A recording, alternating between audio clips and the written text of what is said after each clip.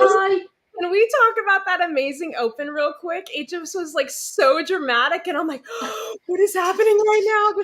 Something's I know. going It's on. very dramatic. I freaking loved it. Kudos to Victoria for the new little intro. We're still working on Thanks, it. I'm working darling. for next time. But how are you, my love? I'm really good. I've had a great day. So productive. Done so much. Really pleased with it. Done a lot of photography.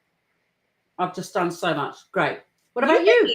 You've been like, first of all, you've been kicking ass the last couple of days. Like I was I joking, really like, have. how do you have time to do all this shit? But you have just been kicking ass, being productive. I'm doing the same thing as we talked about on Monday. Monday was day 1 of the new phase 1, Mm-hmm. 75 hard. So today's day 3. I took my 3rd cold shower this morning, which I still hated as much as I did on day 1. And then I was like, hey, we're going to make a TikTok on our walk this morning. So I was making a TikTok, and in mid recording, I'm like, mouthing the words to the song I'm doing. And I literally almost eat shit. I slipped on water. And like in the video, you're like, and I kept going with it. So if you guys are on my TikTok, Random Thought 18, you can see me like totally I'm like. going to have to have a look. I'm going to have to. Great. Did you put it on Bariatrics? No, I think it's on my because it was for the phase 1. I was like promoting it. Yeah. But anyways, I really don't want to waste too much time today. Yeah, come on. We are super, super, super excited that we have an amazing guest today. His name is Ken. You guys might know him from TikTok and Instagram and social media. He's gone by Keto Ken. He's also the bariatric chef. I discovered him on accident. He was posting these little bite-sized little dishes that were so amazing. And I'm like, who is this guy? And turns out, like everything else, Victoria's already talked to him and reached out to him and started a conversation. I'm like, this is why our minds are just always in sync. It's just amazing. So he is here today to talk to us a little bit about him, his journey, and what he's up to. So are we ready? Ready. All right. Up. Here he comes. I don't know why I got so nervous just now. Did you? Yeah, a little. Like my palms are a little sweaty all of a sudden. Oh, are your not with us. Arms are heavy. Wait, knees. Wait. Oh, I totally botched that Eminem song. I'm like, it's all good. I knew where you were going with it. It's fine. How are you? I am so. I mean, aside from the random nerves, pretty good. Thanks for having me. It was so cool. Oh my! First of all, thank you so much for coming. I am just so excited because you're kind of like a mini celebrity right now. Oh my God. Like my TikTok, I think I have 100 followers, and I'm like, oh yeah, score 100 people like me. You have like 35,000 some odd people who are watching your videos. It's absolutely crazy. I mean, when I got on there, like it was just like an accountability thing. Like I was just gonna be like, hey everybody, I'm gonna lose weight. If you wanna if you wanna like cheer me on or like, talk to me about that stuff, like, not thinking that anyone was gonna do anything with it. Like I had done that with Instagram before. Mm-hmm. And now, almost a year later, like 35,000 people are like asking me about recipes and making my stuff and like asking me questions and stuff. And it's like, it's so cool, but it's also so humbling and like, yeah, you're like, why me? like, I love that. That's so, it's really cool. It's really, really cool. So we're going to get into all of that because I have questions about your videos and stuff too. But before we do that, for people who don't know, why don't you tell us a little bit on where Ken came from? How did we get to this place right now? No problem. So my name is Ken, obviously. Hi, how's it going? I've always been overweight. Always have been the fat kid, the large sibling, the fat friend. It was just sort of like a part of my identity. And about 8-9 years ago, I was talking to my doctor about it and going through like the physical thing, and she's like, let's get a weight on you. And of course you're always like, yeah, let's do that, fantastic. And she takes me to a scale and it looks very, very official, and I'm like, this is gonna get the real number. And I jumped on that scale and I was over 500 pounds and I had no idea. I knew I was bad, like I knew I was like large, but not like 500 pounds large. So there, then we walked back to her office and she's like, so like, what do you want to do about this? And the way we had a conversation, and it was different from all the other conversations I had with, doctors and coaches and, parents and stuff like that. And it was like, it came from the position of like, do you want to solve this? How do you want to solve this? And it was just like it was a very refreshing conversation that I Yeah, think I how was just, nice. it wasn't just like, well, you better lose weight or you're going to die of a heart attack very soon. I mean, Yeah. that kind of thing. So like I, signed up with this program, went through it for a year, had weight loss surgery, lost a bunch of weight, um, got off, you kind of got like a big head about it. I was like, oh, I can do no wrong. Like weight loss surgery fixed me, and gained, almost half of it, half or three quarters of it back, and then had to lose it all over again. And that's sort of when I got online. Like I was just like, hey, I'm like, I had weight loss surgery. I gained, almost the weight back. Follow my journey as I try to, lose this again if I Yeah, can, again. and did that, and talked to connected with a bunch of people, started this little bite-sized thing that I have going for myself now, and like, you know life is good. Life is really, really good. You don't like a You couple can years tell. ago. I appreciate that, but like, a couple years ago, when I was just like, over 400 pounds again, I was like, I was like, well, I guess that's it. Like I'm just never Yeah, gonna be in a good place with this I stuff. get that because Do I'm the you? same. Yeah, I've put on 14. I've just gone over the 14, quite a bit more now, pounds, and I'm heading towards 28 pounds, and I'm absolutely devastated. Now that's like a little bit of weight. So if I do any more, then do you know what I mean? So I need to get back to scratch. So I It's incredibly understand where you're scary. coming from. So Yeah. scary. And I just keep thinking, am I ever going to get down to, the goal weight like you, Sherry? Yeah. I don't know, Well, like, all of you. do either of you have the fear? I mean, you must. We all have it. Like, I have it, but I've also proven that the fear is correct. That like, you'll gain the weight back. Like, Mhm. how Mm-hmm. do you deal with that? Yep. I know for me, and I was vocal about it in my book, I had a nervous breakdown Okay. back in like 2017. I think I was like 3 years out, to the point where I literally woke up with a panic attack, went to bed with a panic attack. Like, I don't like, it was the true definition of a nervous breakdown. I could not function. I could not do the simplest tasks. I thought I had brain tumors. Like, I was just in this complete mess. And I ended up having to resort to medication until just to try to balance everything out. And when I started this medication, within 3 months, I gained like 50 pounds back. Oh my And goodness. then for me personally, you're kind of in the middle of this catch 22 struggle is, you have this medication that's helping Mental. your mental state, but it's causing you to gain weight. So what's more important to you? Is it that you take the medication off so that the weight would come off, or you think, or like, so which one is more important? So for me in that moment, it was more important for my mental state to be balanced and healthy. And I knew for me personally what caused that nervous breakdown. I knew it wasn't going to be a forever thing. It was a temporary, setback. Sure. So it got to the point where once I was able to balance everything out and come to terms with it and get off the medication, I assumed the weight was just going to come off with it, and it doesn't. Yeah.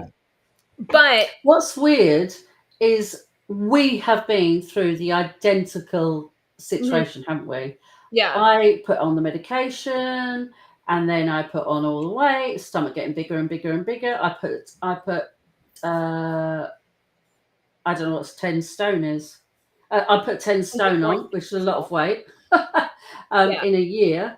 And again, I went to my consultant and she said to me, we've got to do something about this. And I said, I'd rather be happy and fat than skinny and how I was. hmm, And so it continued until I met another consultant who went, nah, I'm not having this, and changed yeah. my medication. But I was scared if I changed my medication, I'm going to go backwards again. So, but luckily I did change, and yeah. Yeah. Well, it's certainly by the way, 10 stone is 140 pounds, just for the Oh, right. record. Okay. Thank you.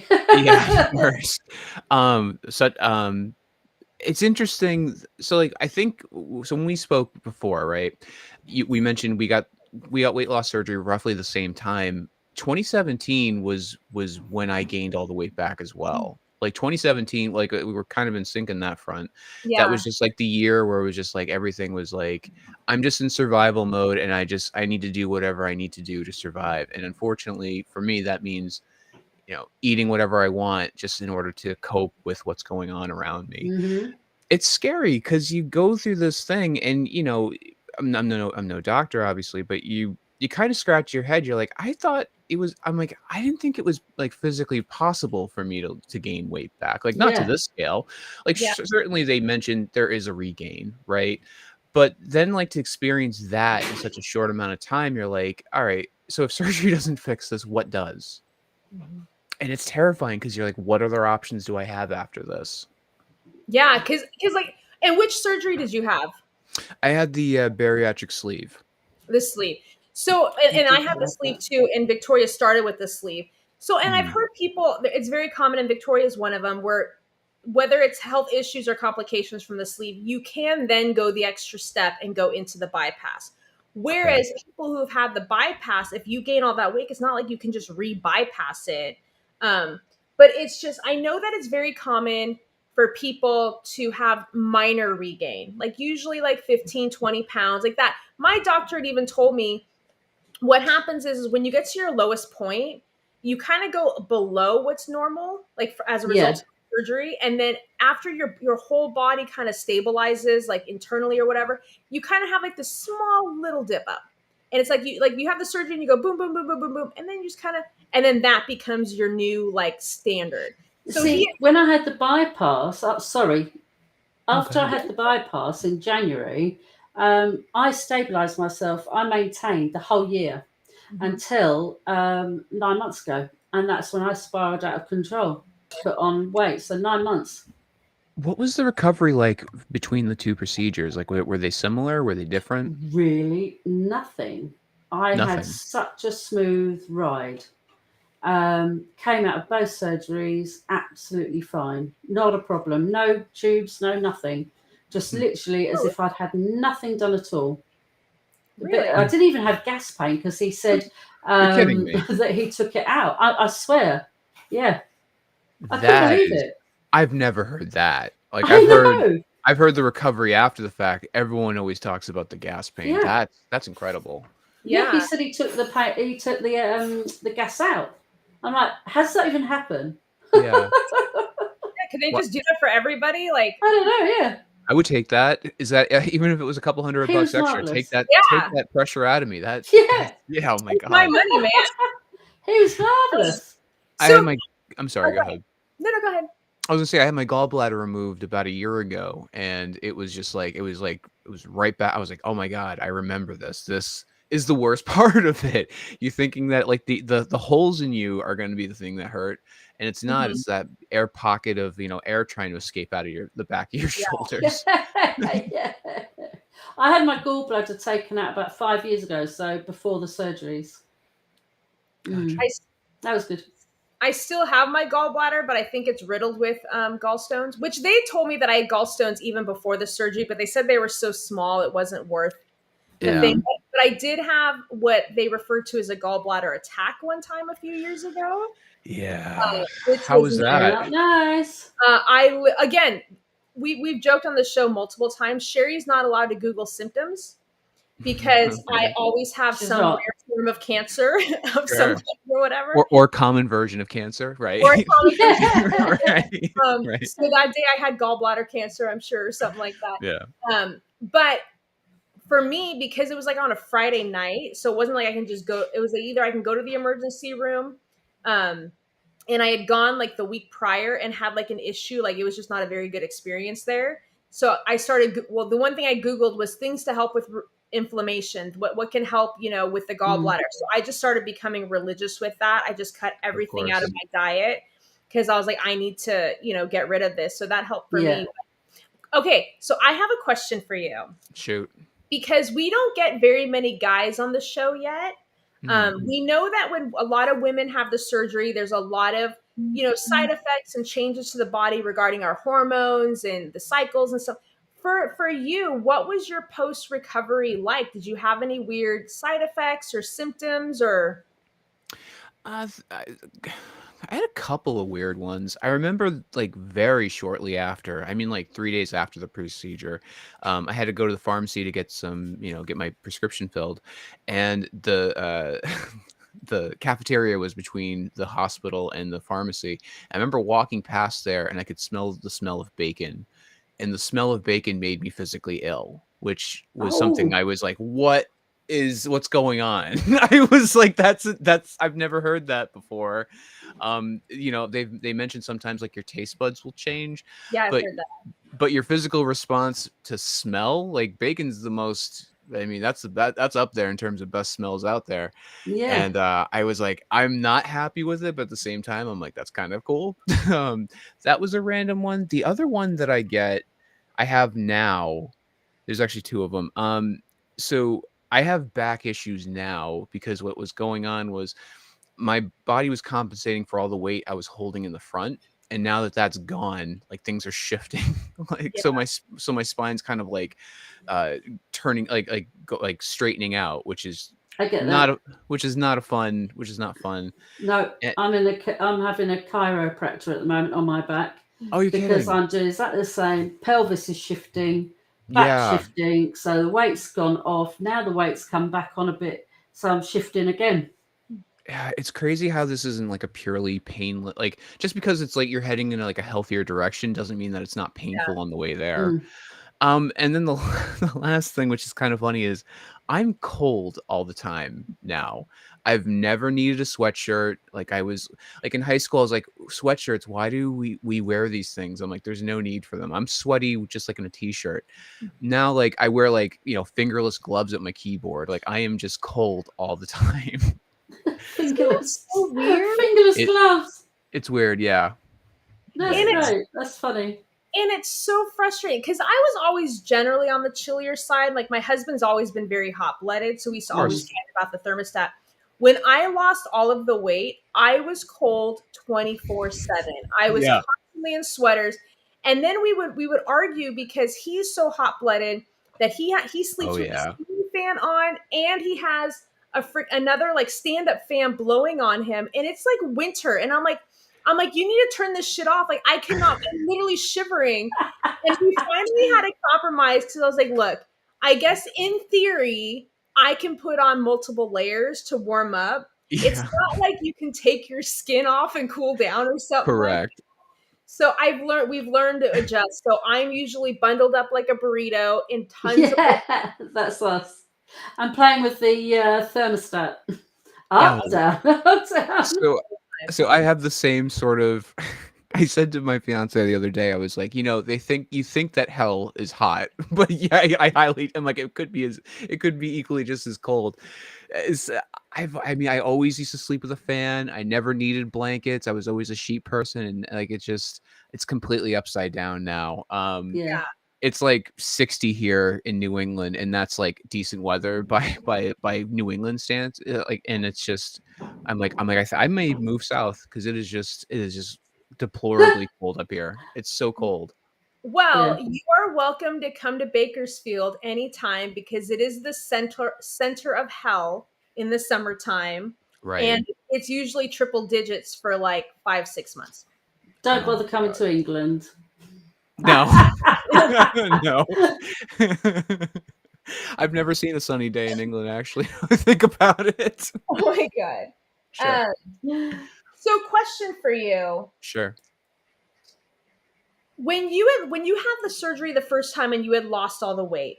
Now we touched briefly, and we don't have to get into it, but obviously you had some things going on that was causing stress eating and causing you to gain weight and stuff like that. At what point? Because I feel like the same thing as when we're gaining weight, even pre-surgery, you're not always consciously aware of how much weight you're gaining because we see ourselves every day. We're not seeing these drastic changes. At what point for you, after you had lost all this weight, did you start to kind of realize, oh shit, like what have I done? Like I don't know if that makes sense, but No, no, it does. It does. There's like there's certainly signs, like your skinny jeans are no longer the jeans that fit you anymore. The clothes were a big one for me. Like, cause like clothes represented like a time where I'm like, I finally wanted like my pictures taken. Like I wanted to see, like I was tracking my progress. Also, like I felt handsome. So like, there was like a lot of pictures of me, me going to like, heart walks and 5Ks and that sort of thing. And like I would see that outfit and I was like, that outfit stopped fitting like 20, 30 pounds ago. And it was heartbreaking because like it was I'm like I was good then. Like I felt like I was good, I was confident, I felt normal. I want to get back to there. And I just every so often I would put those clothes on and I was like, I'm not even close to like so like that was like a big one. Yeah. That was like the big like, oh, you're definitely heading in the wrong direction at this point. Was there ever like I guess you can say like a pivotal moment? Was there ever like a rock bottom moment where you're like, I need to make a change now, or I need to make a decision now? So I mean, the thing with like rock bottom, some people are like, they feel like they get to rock bottom and then that's when they decide to do something. Um, I hit rock bottom and then just kind of just laid on the floor for a little while. Like I was just like, I failed. I'm like, this is what failure feels like. I'm a failure. This is where I'm gonna live for a little while. And I went to my dad passed away in 2017. That was the thing that tripped me up. Plus, like I was also having like issues with work. Like I had this really awful like career situation. And I was just going through like just multiple things all at once. So I was just like supplementing all those feelings and trying to get control with food, which is how I normally used to do things. And I just didn't care. I was like, I know I shouldn't be eating this. I know I'm able to eat way more than I could, even a year ago. I'm like, I've probably stretched my stomach out. So like, what's the point of going back at this point? So for like just like like a year, I lived like that. And then I'm sitting at my dad's funeral, and I'm named after him. And my dad had substance issues, and they're going like, Ken was a good guy. Ken had issues with with substance abuse, and eventually it caught up with him. And I was like, if you literally just like substituted like substance abuse for food, I'm like, it was basically like sitting at my funeral. The other thing to note about with my dad was super young. My dad died at 47, 48, and I'm sorry to I hear that. just turned, yeah, I just turned 35. So I'm like, in my head, I'm like, okay, so like, today I'm like, oh, like, I got like 12 good years left, and then, here we will be. Um, that sat in my head for a long, long time, and then I just sort of was like wrestling back and forth with it. I was like, do you want to stay here and just settle for Mm. what the world is giving you, or do you actually want to try and see if you can make something out of yourself? And it was, and when you put it that way, you're like, yeah, yeah, obviously he's going to choose to make something out of yourself, but just because you want to doesn't mean It's you always hard. do it. Oh yeah. It's so hard. It's absolutely so Mm. hard. Yeah. Yeah. Yeah, Yeah, I always say sometimes it sounds really good on paper. 100% The it does. hardest part Yeah. is to make the decision that you're going to execute one of the tasks or something like that. Like it's definitely a Yeah. struggle. Um, So that's a struggle. And then also you realize too, while you're going through it, you're like, if you're going through this, there's literally thousands of people also doing it. And they may be where you were yesterday or the day before. So like when I started like on TikTok and I started talking about these things, like it was very eye-opening to be for people to be like, I just gained X amount. I don't know what to do. I'm going back up. I gained all the weight back and I have no idea what to do. And I feel empathy and I feel sorry for people that are in that situation, but it normalizes your situation. Like it makes you feel you're like, "Oh, this happens to other people. Yeah. I'm not just a colossal fuck That's up." how I feel. Yeah. Yes, I'm just like, exactly. oh my God, thank God it's happened to other people. Which Because is it does frighten you. it Frightens sounds you. it sounds a little funny, like, "Oh, thank God, this is everyone else's yeah, issue." But like, This is, yeah. it really, I'm you're not like, the "I'm not." only one. My fiance always says, like, "You're not that special." And, like, you're like, Aw. well, no, it sounds bad. It sounds kind of bad at face value, but then you're like, "No, that's actually very freeing." And it's actually, like, Mm. very, like, you're like, "Oh, okay. I'm not the special person in this regard." And that's nice, yeah. actually. And Yeah. Yeah. I think you and I are fairly close in when we had the surgery, right? Like, what year did you have it? I believe it was 2014. 2013. I forget exactly when, but when we talked last time, like we're like a month apart. We found out. Yeah, because you did it in August of 2014, I That's think. what it was. Yep. That's And nuts. and in August is when I got the phone call and scheduled my surgery for September. Oh, that's right. Such a Um, cool call. so we're like bariatric besties right now. We are. Right. Twins. So back then for you, because for me, I didn't know about support groups. There wasn't a lot on social media. Did you have anything that you were able to turn to, or did you feel kind of on your own with it as well? So, I mean, like when I felt very so my program had support groups, but the thing was like, and it's just like you mentioned on here too, like there aren't a lot of guys talking about this very openly. Yeah. Or if, so I was like, okay, do guys even get this? I'm in touch with like the place that I had my procedure with. Like guys get this more than women do at this point. We just don't talk about Really? it. Yeah, like and I was shocked by that. They're like, yeah, like our 60% of my hospital's patients now are male, and they have this. They just don't talk about it. That's And interesting. it's a little interesting. And then like even like on TikTok, like 86% of the people that follow me are women. So I'm like, I don't understand like where the disconnect is. You're like, are guys? Do we not feel comfortable talking about this? Do we? Is it a shameful thing? I don't look at it as a shameful thing. Um, I just don't get. I don't get why there aren't more guys out there No. talking about this stuff because we're clearly getting it. like we're clearly, And Yeah. Yeah.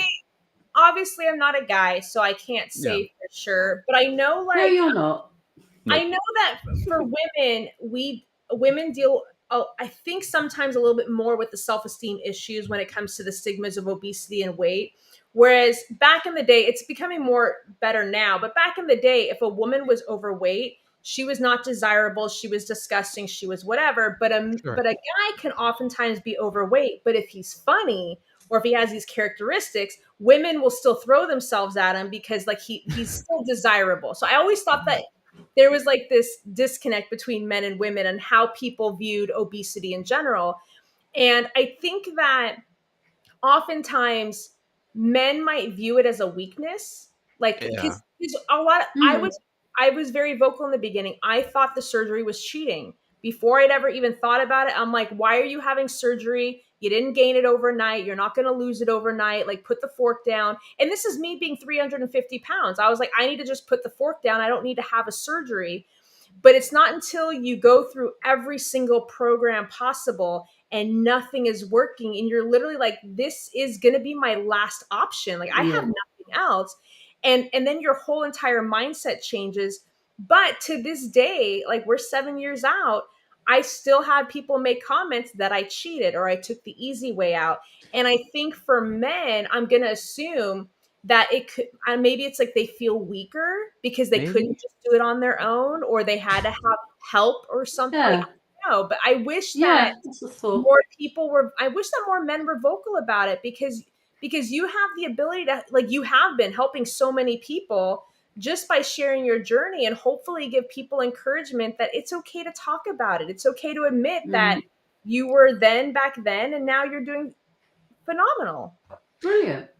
I appreciate that. I mean, I put it out there because I mean, when I started this whole thing in the beginning, like you get online, you're like, oh, there's got to be guys my size that have Yeah. lost the amount of weight that I'm looking to. What would I look like? Just to like get some sort of like small motivation. And then you're looking around and you're like, I'm not seeing it. like I'm not. It's just not out there. Like I'm seeing like people that are losing 10, 15, 20 pounds and they have like they're holding their pants up and everything like Yeah. that. But I'm like, no offense, but from my perspective, like 25 pounds would have been chump change. Like Mhm. I'm looking to lose 8 times that amount. So you start to scratch your head. You're like, does it happen? Like, is it possible? Or do people just never ever fix this? Mm. And then it gets scary. It gets so scary.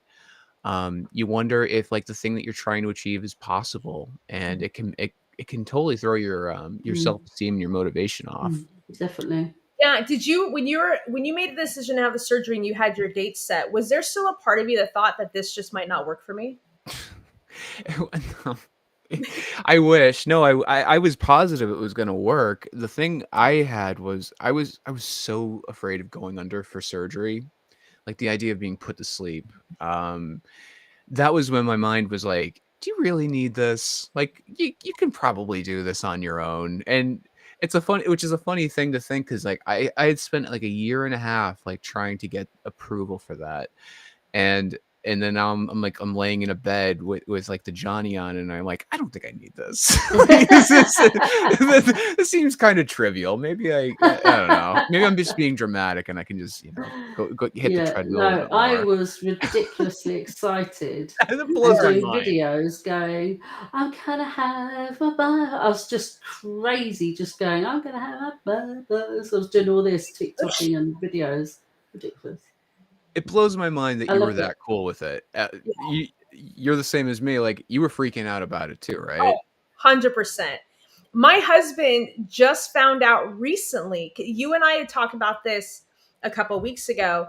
The night before I had my surgery, I was terrified about going under the knife because I never experienced that before. Like, is losing weight worth killing myself? Like, what happens if I die on the table? Was it worth it just to wear a bathing suit down the road? Like, there's all these things that went through my head that the night before the surgery, my husband was taking a shower. I pulled out my phone and I basically made a goodbye message, just saying, in the event that I don't make it out of this surgery, just know that I loved you and this is why I did it, like all of these things. And my husband, we were talking about it just a couple weeks ago, and he goes, wait, you made a video? I could have sworn I told you that. And he goes, no. And then he almost got emotional, like just thinking about it, going like I never even thought that you were that scared, because I'm so positive and I'm always like putting myself in the right mindset. That's me. But you can be as positive as possible. You're doing something you've never thought that you were ever going to do. And I was still terrified. I didn't want to let on to people that I was terrified. Oh yeah. But just in case it doesn't go as planned. What's crazy about me is I've had 2 cesareans. I've had my gallbladder out, and then I was going into surgery for my sleeve. Now, all along my way, if I go for any blood tests, any blood pressure, ECGs, everything, it is immaculate. Okay. So when I go under surgery, I'm like, I'm immaculate. Yeah. I'm immaculate. Nothing could phase me. So I go in all excited, and I was going to do this, and I was going to live my life and get more mobile. So yeah, I was so excited. And maybe because you've had procedures in the past that you've been under. I had never been under anesthesia, and Ken, I don't think you had either, right? No, absolutely not.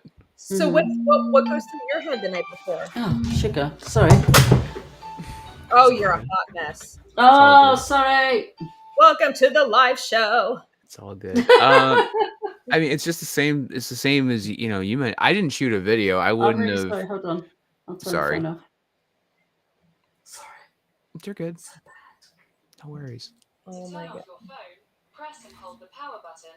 Then Shh. That never happened. That's never happened. So like I didn't take a video of myself per se, because like I would not have been comfortable seeing a video of myself at that point. But I did write a will. I mean, I definitely wrote out on a piece of paper. I'm like, oh, if I go, make sure this person gets this, make sure that person gets this. Here's my bank account numbers. Like, I think you are mentally preparing for the worst. Yeah. And then, but it's worse because like you feel like the ball is in your court. Like you're like, I don't have to do this. Like there are people that have surgeries. They're like, you have to get this thing removed or it's going to get worse. That leaves like less of a choice in my head. This seemed a little bit more optional, which looking back now, I'm like, no, it definitely was not.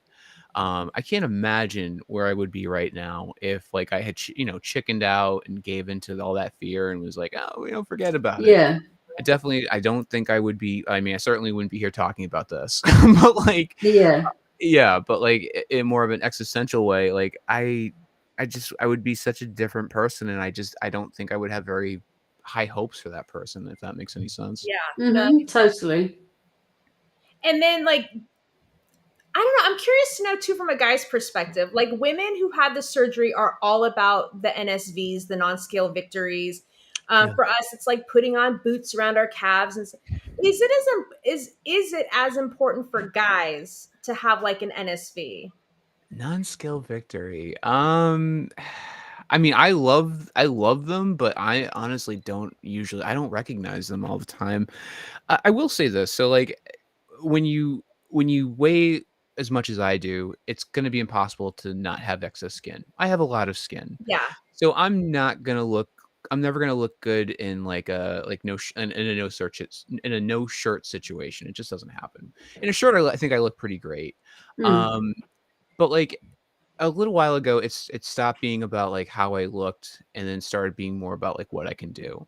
In the beginning, like it was just like, oh, I can get upstairs now. Oh, I can walk, and that was great. That's what I was like kind of like hoping for. Now it's like, if I go on a social thing, like if I'm like walking with people, I don't have to worry. I'm like, oh, I hope we don't walk a quarter mile because I'm going to be completely out of energy after Yeah. that. There used to be like all this anxiety around like, oh, I hope that I hope we're not going to be going too far and carrying stuff because it's going to completely kill my mood and I'm going to be such a sourpuss the rest of the evening. Yeah. To go from that to then like, oh, I'm like signing up for like my fourth 5K next month to like, being able to like, oh, Wow. yeah, like which doesn't, again, it may not sound like a big deal to a lot of people that have done those Huge. things before, but I was always a kid that, in middle school, I never could run a mile. Like that was the day I always, pretended to be sick or, tripped and fell. And to be able to run miles, with a group of people like that, like it's the best feeling in the world because it's not something it's not something you're ever gonna get your mind around. So yeah, those non-scale victories they become absolutely important because you will get down to a certain weight where you're like, I'm good, I'm comfortable, and then for some, like you need to start to chase something else. Unfortunately, yeah. I know I have to chase something. And Yeah. honestly, and I think too, oftentimes we don't know what our goals are because it was never a thought in our mind. Like either we were so overweight, like the idea of that just never seemed ever possible. And then when you get to a certain weight and you start doing things, you're like, oh, I can do more. Like you start to create all these new goals because now there's a possibility that you can achieve it. Mm. Um, like Victoria knows, when I was a kid, I was obsessed with dancing, but not just like hip hop and stuff like that. I was obsessed with the 40s musicals with like Gene Kelly and Fred Astaire, and I loved Like the ballroom era dancing. of ballroom dancing. Yeah, I was like, I want to be graceful and I wear these flowy gowns, but at 350 pounds and cankles and like you can't wear a dress. And it was just a pipe dream. So Right. when I started losing all the weight and I took my first ballroom dancing class, and granted I wasn't at my smallest, but I was able to move in ways that I Still wasn't do it. and I do now much more now, but it was like all of a sudden this pipe dream that you had as a kid is now coming to fruition. And then I just wanted to take some classes, but then you start doing it and you're like, I might be able to be good at this, or I might be able to do things. And now chance that what if I was to do a competition, or what if I I was was just about to say, do a competition.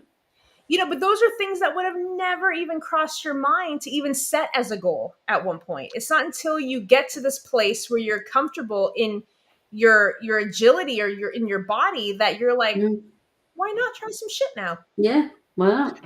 At 350 pounds, would you never even consider trying something like that? I would have. I remember posting on Facebook all the time that I was looking for classes. I didn't know of any classes.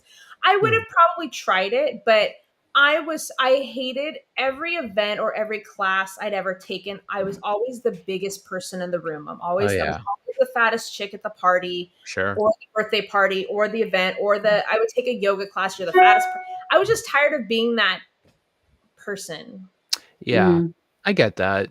You feel like all eyes are on you. Yeah. You kind of feel like people are being like, that person's going to be I doing never this ate. thing.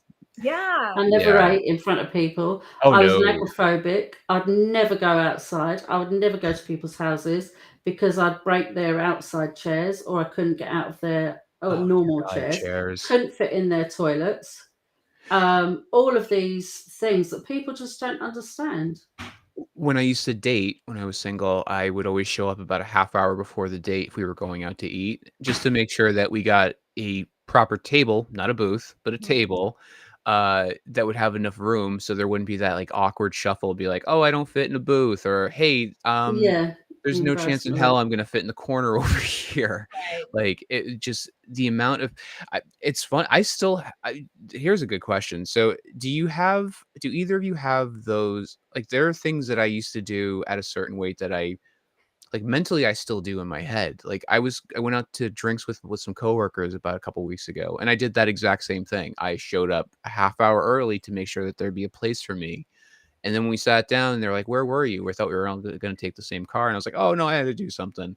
And I came clean about it. And I was like, "I forget I don't have to do this anymore." And it was kind of cool to, like, come clean about that, but, like, Yeah. I was like, "I wonder what else I Yeah. do to, like, to compensate," because 'cause I'm like, Mhm. "I don't have to do that anymore." Mm. Do you Mm. I have anything like that? I know for me, when I was at my heaviest, I had a very big chest and I had a very large caboose. And all the time I would be in a Target or in a store, and I literally just turned around and my ass would knock shit off the shelves Oh, all the sure, time. That's me. Embarrassing. sure. Or I bump into something and then, like, jars will fall down. And it would always mortify me that I've noticed even to this day. Sometimes if I'm turning, I'm very conscious about turning, or how, like, if I was having to walk between two cars, like in a parking lot, Oh, I yeah. always, like, turn my body sideways and do like the shimmy, to fit in there.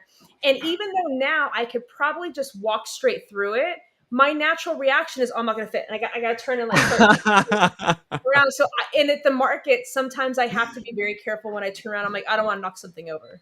I got So that's that. for me. Yeah. Yeah. I think things like that are similar to me. Like, yeah. Oh, yeah.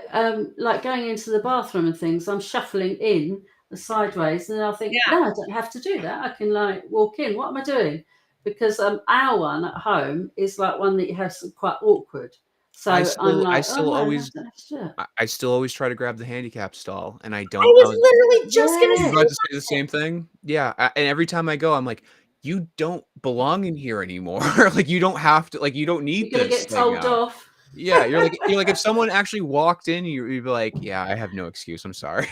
Like, That is so wild. That thought literally popped in my head right before you said that.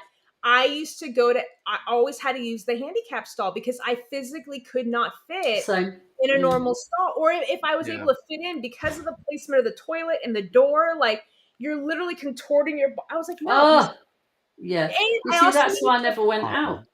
needed the handrail to get up and down from it. Yeah, same. Yeah. But I mean, that's why I didn't go out, because it wasn't worth it. All Yeah. that hassle was not worth it. I sat in a recliner and I lived in this recliner, lunch, dinner, bed, all Yeah. day. It What was you don't horrific. Well, you don't feel like you fit in the world. Like, you don't feel like the world is built for you, so therefore you may not belong into it. And it's stressful and it's scary. Mm, It's great in moments where you're like, "Oh, look, this thing's huge. This will totally, like, fit me." That was so nice of mm, somebody to think about that, but Yeah. that's not typically the case, right? Yeah. mm. And then, so when you had the surgery, were you, like, pretty vocal about doing it, or did you want to keep it to yourself and not really tell anybody? I told everybody, which after I gained the weight back, I completely regretted because I hid. I hid from the world. Like, I basically just sort of disappeared. Like, I disappeared off Yeah. of social media. I stopped answering phone calls and texts. Like, I was so I was so ashamed. Um that I remember, like, I think it was like my mom's, like, like my mom's birthday was coming up, and I was like, I have to think of a reason why I can't go to my mom's birthday, which is absolutely insane. Um and then even, like, after that first year, like, like, work didn't work, like, my I got a new job, and my workplace had no idea that I had that. So, like, I remember a coworker once was like, "You ever look into weight loss surgery?" And I just remember laughing so hard at that because, like, it's such an awful thing to tell to ask someone if they've looked into, if they haven't, if they haven't, like, talked about it. And then also I'm like, yeah, I did. I've been there, done that, and I'm this weight. And it's not a fun thing. It's not a fun thing to hear. I think we actually mentioned that. That's the worst thing you can say to somebody. Absolutely. The worst thing. Yeah. Yeah. And Yeah, it's funny how they behave with you. This is what we've talked about quite a few times, but it's funny how people behave with you. What I found was because I was slim, I was always slim. So I put the weight on through medicine. So that's how I became big. But anyway, so when I was thin, I had lots of friends. I was talking to people. Oh, bless you. bless you.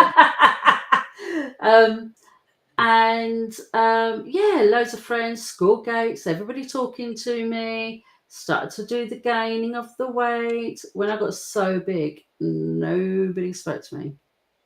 Everybody dissed me and was just like sort of, up at the school gates, up that end. And then, of course, I felt really uneasy. So I would stay up that end away from them. So like they wouldn't socialize with you, or they wouldn't like talk to you about like how they wouldn't check in to see how you were doing they or how wouldn't you were socialise feeling. with me. Whoa. I know. It was so awful. And you could feel that. Oh My yeah, God, so then I felt that, so I just kept away from them then. that's so lonely. It wasn't good, and I just stayed indoors. I didn't have anybody around me at all apart from my unit, which was mother-in-law, my husband, and my 3 kids. So I was like curtain shut, my unit. So that's how I was, protected all of us, and that's all I wanted. Of course. Sometimes I kind of wish I kind of became more agoraphobic. Oh my God, I'm having a stroke today. Agoraphobic. Yeah. That cold shower really got to me this morning. I'd imagine. But like I used to have the opposite. I would go to like holidays and there was always somebody, it was usually one of the same people every single time.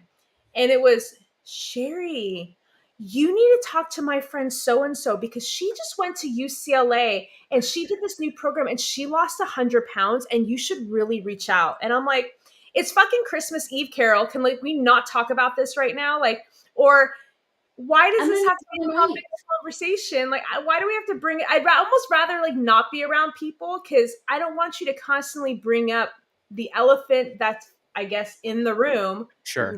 I am an elephant to you people, and that you all need to give me advice on how to get rid of it. It's so awful because it's awful because you feel like you're under the microscope. You go, Yeah.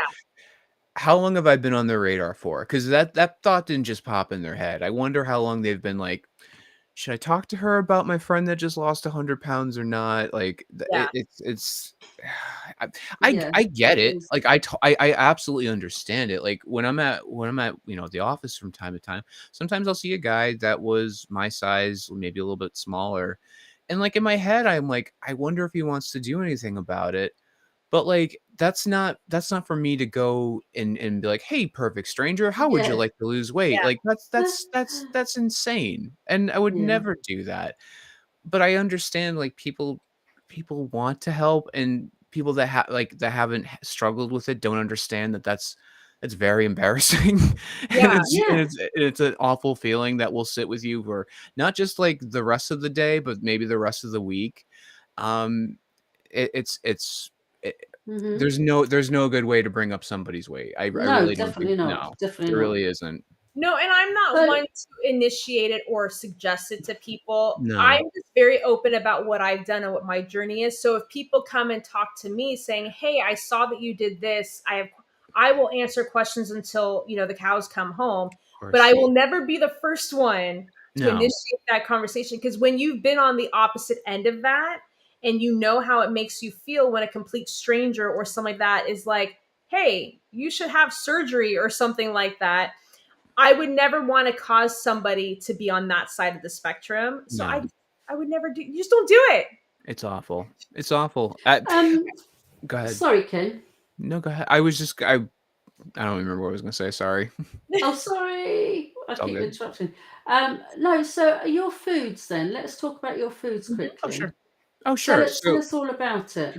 So, and how it all started and yeah, no worries. So, like, when so my content primarily was like, go active, do something. I would make it known that I was a bariatric patient, but like, if you watch any of my videos on TikTok or Instagram, like, I'm not being like, here's why you need to have bariatric surgery. No one Right. should be telling you to have this. It is a very personal decision you need to make on your own.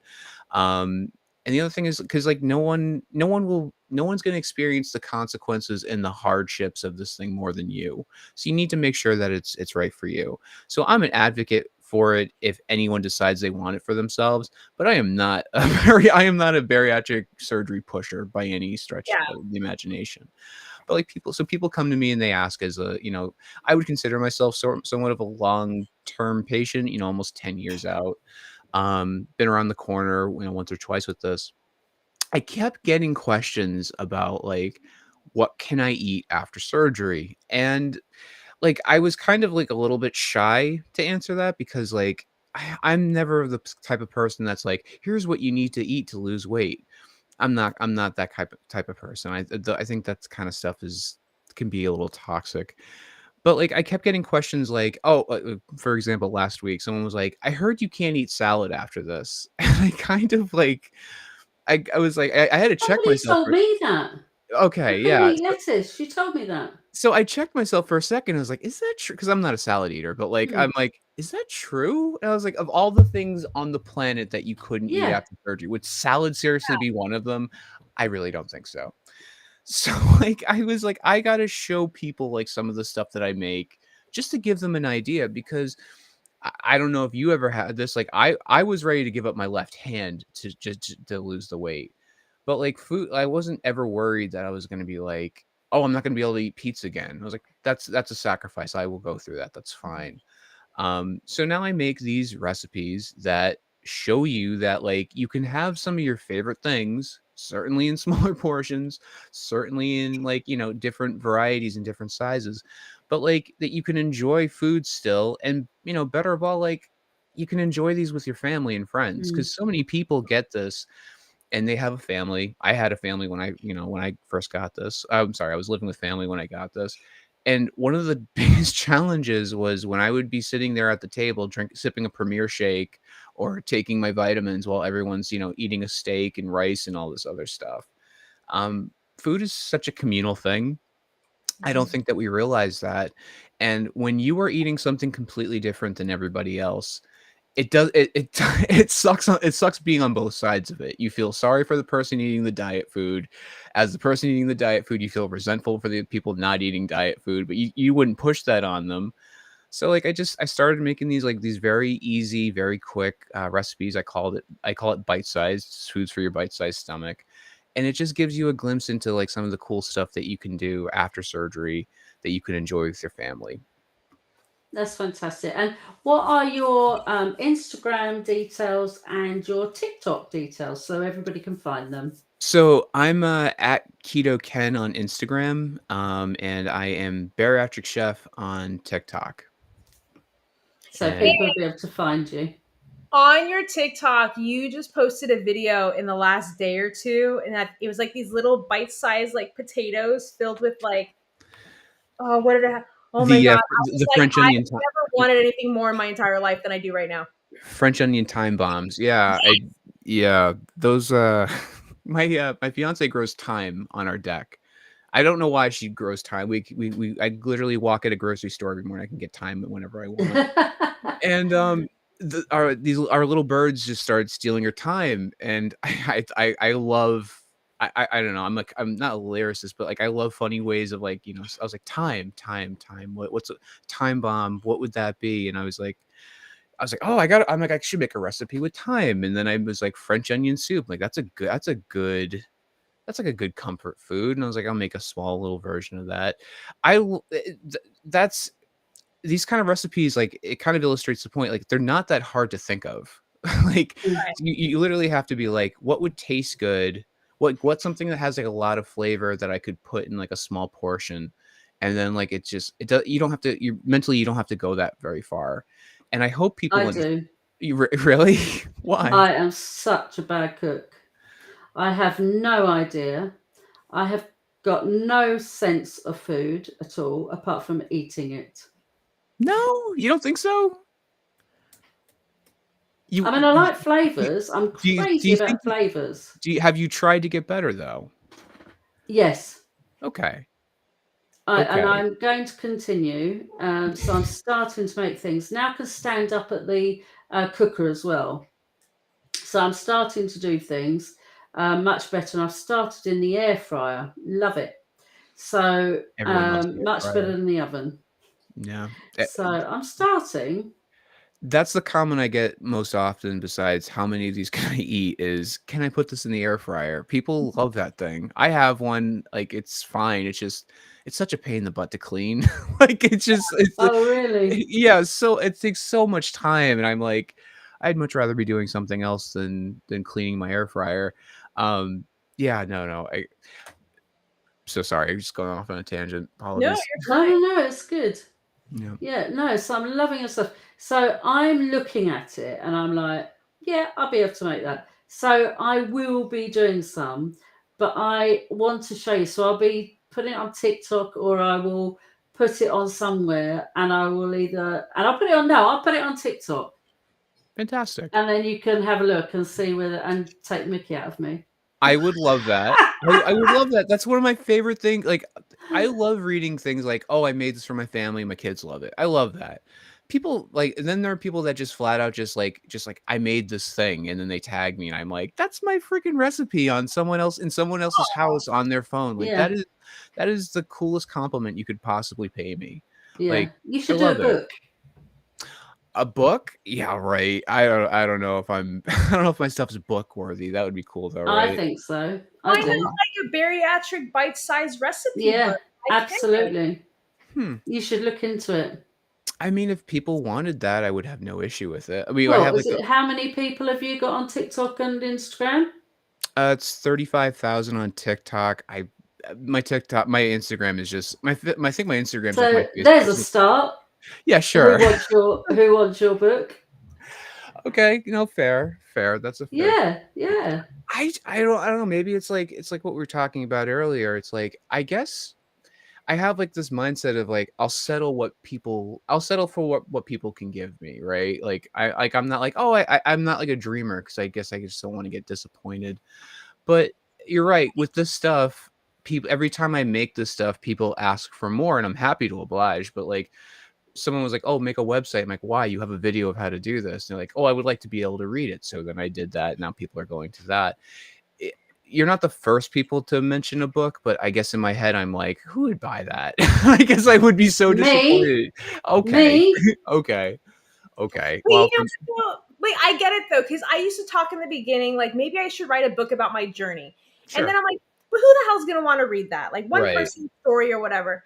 And then like when I started talking to people and I would give them advice, and then they would be like really grateful. They're like, wow, I didn't think about that. Like you really helped me or whatever. And I would tell my husband, I'm like, oh wow, this person like really responded to my advice. And he goes, well, then you should write a book. I'm like, yeah, I should. And then nothing happens, and you keep putting it on the side burner. And we've talked about it before. Finally, I told my husband after like 2 or 3 years, I'm like, maybe I should write a book. And he goes, how about you stop effing talking about it and just do it already? I'm tired of you talking about it. And then I did. Now, am I RK Rowling, JK Rowling, or what? No. Do I have like millions of sales? No. But the people who have been purchasing it and have been reading it are giving me great feedback, like saying, you really helped me, or there were things that you experienced that I thought I was the only one. Like we were talking about earlier, there's so many things, especially when we're as far out as we are, and we didn't know about I didn't know about blood pressure, stabilizing and having dizzy spells or like, the hair loss and all of these different things. But then you talk to all these people and you're like you said, oh, I'm not special. Other people are special too. Right. And so it was like, so now that people are reading it and they're like, wow, like I thought I was alone. And now you've shown me that I'm not alone. And I love the tips that you give. And I'm telling you, like when I watch videos, how many times Talk to Sherry where you get your book. Talk to Sherry later. Definitely. After the show. Oh, I'll help you see how to do it, help you and think about it. I would love that. I would absolutely love that for sure. Because number one, I'm not just kissing your ass because I don't need to. Nope. I would buy your thing because sometimes I would. it's hard for me to match a recipe by watching the same video over and over again. I do like That's the visual, interesting. but like when I've seen things on Pinterest before and I like went to go to make a recipe, I have to you can't always rewind it. Like on TikTok, you can't. No, I have to have it in a book. Part.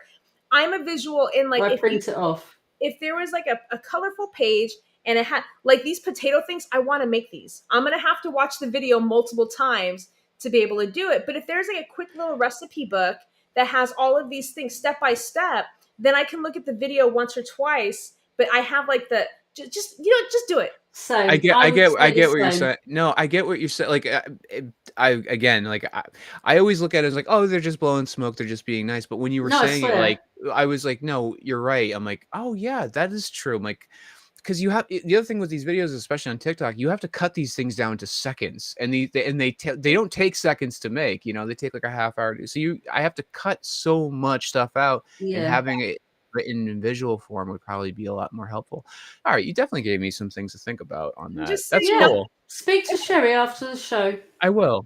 Yeah, I would love to hear like what your experience was and like how you got that, how you get that ball rolling, because Yeah. that'd be cool. I would love that. Look, Ken, thank you so much for coming on today.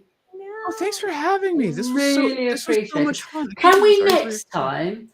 I know it's just gone so fast.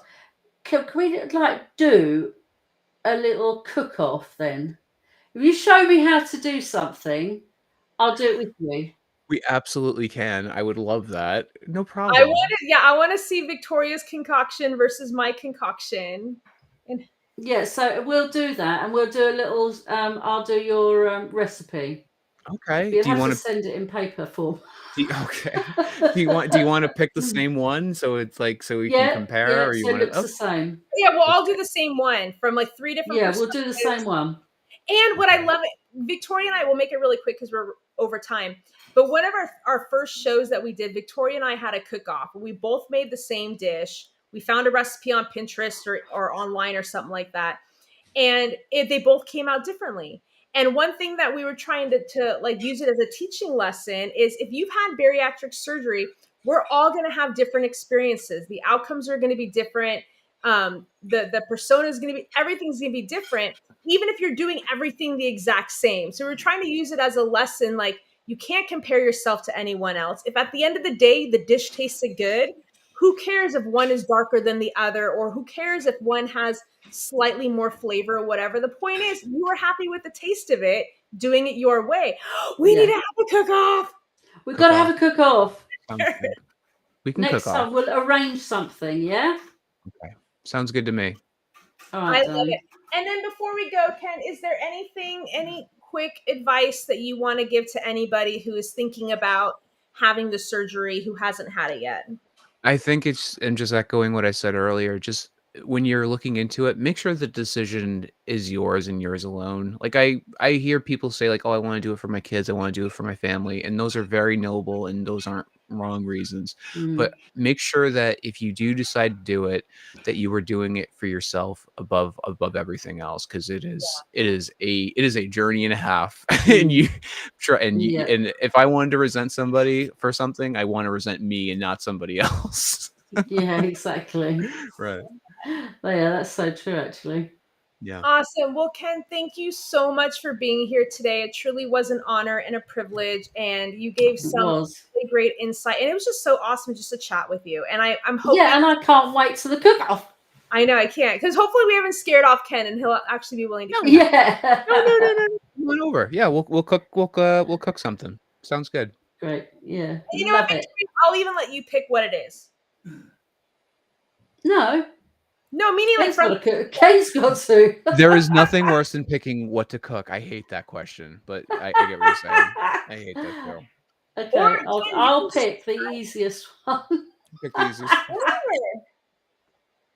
All right. Well, that's our show for this week. Thank you so much. Yeah, to thank you, darling. Today. Make sure you tune in for Feel Good Friday on Friday. And then we have an exciting week next week as well. So make sure that you're subscribing. If you haven't followed and Zoom on Instagram or TikTok yet, we'll put the links on there so that you can go and follow him and give him a shout out and try his recipes. Yes. And then until then, we'll see you next time. See you Bye-bye. next time.